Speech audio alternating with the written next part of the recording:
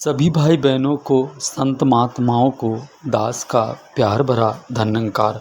आज दास आपके समक्ष एक ऐसे गुरसिख महात्मा के जीवन में घटित घटना जो आपके समक्ष दास रखने जा रहा है। ये घटना कुछ इस प्रकार है, जो कभी नदी में और इस तरीके के स्नान ना किए हों और अचानक उन्हें पता चले कि हमें काफ़ी ऊंचाई से नदी जैसे पानी में, झील नदी में फेंका जाएगा, तो क्या स्थिति होगी। जो कभी नदी और झील में नहाया नहीं होगा, उसे फेंकने की बात काफ़ी हाइट से हो तो किस तरह की घबराहट पैदा होगी। ऐसा ही एक युवक महात्मा के जीवन में ये घटना घटती है। तो आइए इस घटना को सुनने के लिए दास आपके समक्ष ये विनती रखता है कि आप कृपा करें और कृपा करके आप जो है वीडियो को अंत तक देखें, जिससे दास आपके समक्ष आज रखी जाने वाली दो आपके समक्ष पूर्ण तरीके से रख पाए और आपके आशीर्वादों का पात्र बन पाए। तो महापुरुषों, दास आपको बताना चाहेगा कि वो सच्ची घटना क्या है। एक ब्रह्मज्ञानी परिवार होता है महापुरुषों, हर पल इस निरंकार प्रभु परमात्मा की बंदगी और भक्ति में जीवन बीत रहा होता है। सेवा, सुमिरन, सत्संग जैसे गुणों से पूरा परिवार प्रफुल्लित था। लेकिन एक दिन क्या होता है, परिवार में खुशी का माहौल आता है और हजूर सतगुरु बाबा जी की कृपा से उस परिवार के एक बेटे की नौकरी लग जाती है। नौकरी मर्चेंट नेवी का उनको कॉल लेटर आता है। महात्मा अपनी ट्रेनिंग के लिए चले जाते हैं। जब ट्रेनिंग में जाते हैं तो वहाँ पहुँचने के बाद यार दोस्त बनते हैं। तब तक तो सारा सब कुछ अच्छा रहता है। उनके जिगरी 5 दोस्त बने, जिन्हें लेकर वो साथ में हर जगह आया जाया करते थे। जब ट्रेनिंग हो रही थी तो वो 5 दोस्त एक ही जगह बैठकर आपस में बातें कर रहे होते हैं।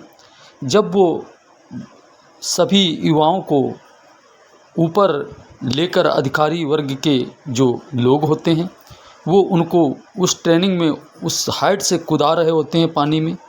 उस ट्रेनिंग का वो हिस्सा देखकर महात्मा को घबराहट पैदा हो जाती है।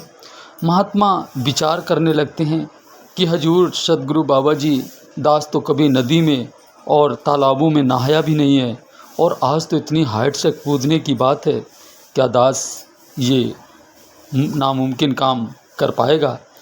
तो वो जो और भी मित्र थे वो भी घबराहट की वजह से बेचैन हो रहे थे।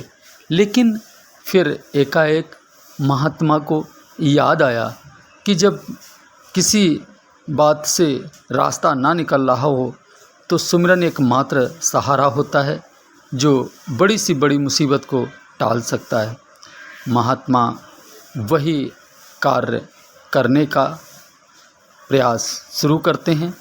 जैसे हजूर सतगुरु बाबा जी, अवतार बाबा के ये शब्द महात्मा कुछ इस तरीके अपने शब्दों में वो इस निरंकार प्रभु परमात्मा को याद करने लगते हैं कि जिसके मन में हरि बसा है, हर रंग में एक रंग रहे, याद हरि की जो नहीं बिसरे, या हरि उसके संग रहे। जिसके मन में राम विराजे, राम है जिसका प्राण आधार, नाम ही खाए नाम ही ओढ़े, नाम ही उसका परिवार। जिसके मन में में ज्ञान गुरु का, माया से रहता होशियार। जिन संतों ने राम को जाना, राम है उनका पहरेदार। जिसके मन में बसा है सतगुर, उसकी संगत कर दे पार। अवतार गुरु का यश जो गाए, उसका यश गाए संसार। कुछ इस तरीके अपनी विनती हजूर से रखते हैं महात्मा। तो वो जो साथ में बैठे मित्र थे वो कहते हैं कि भाई ये क्या कर रहा है? तो कह रहे हैं महात्मा कि दास अपने हजूर सद्गुरु बाबा जी को याद कर रहा है। तो वो कहने लगे वो क्या कर लेंगे? तो कहने लगे वो कोई ना कोई रास्ता ज़रूर निकालेंगे।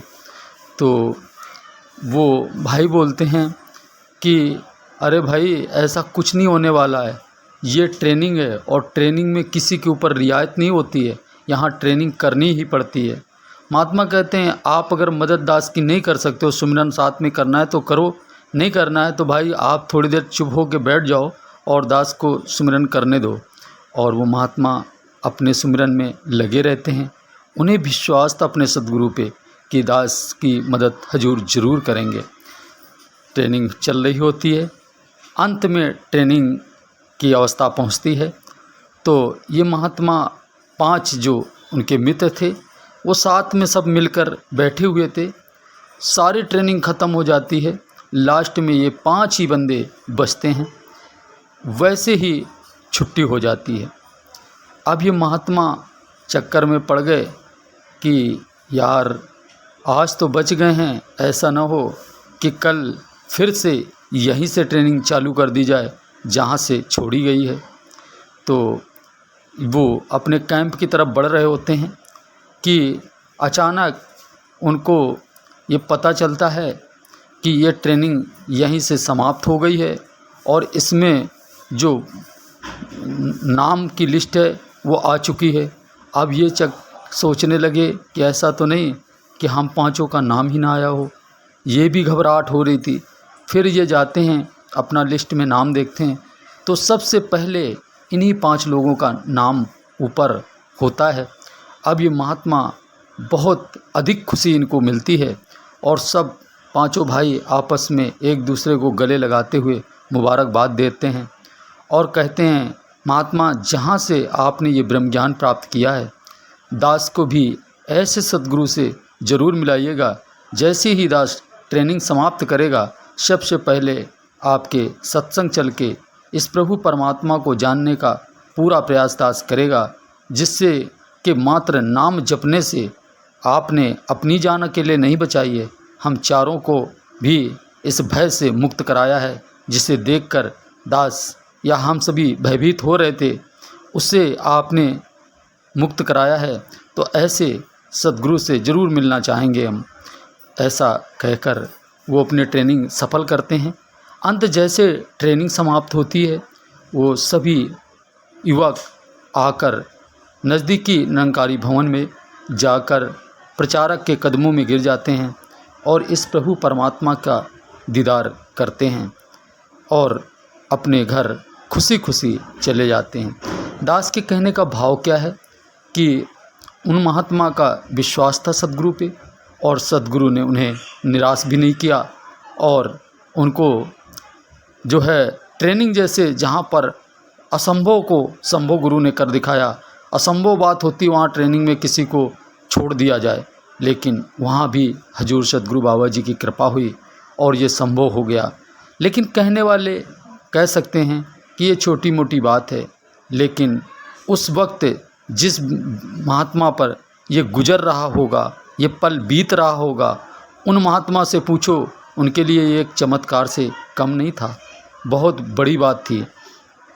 अंत में दास और शब्दों का सहारा ना लेता हुआ बस आप सबके भले की कामना करते हुए कि सुख सारी दुनिया के पादों हम सबकी झोली बिच फिर भी मिलाए रखियो संत आदि टोली बिच। सबका भला करो भगवान, सबका सब विधि हो कल्याण। प्यार से कहिए प्यारियों, धन निरंकार।